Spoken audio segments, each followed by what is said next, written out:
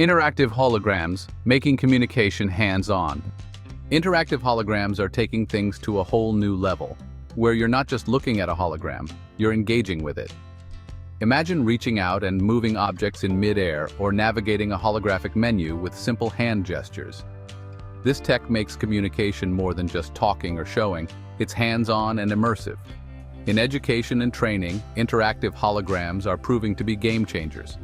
Think about medical students practicing surgery by interacting with a holographic human body, or engineers testing out virtual machinery before working on the real thing.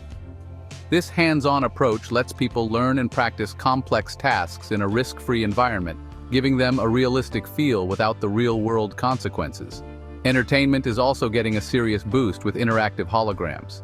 Imagine concerts where fans can virtually reach out and grab elements from the performance, or video games where you're part of the action, moving through a holographic world you can control. As interactive holograms keep advancing, they're blurring the lines between the digital and physical worlds. Whether it's education, entertainment, or just exploring new ways to communicate, these holograms invite us to be part of the experience, not just observers.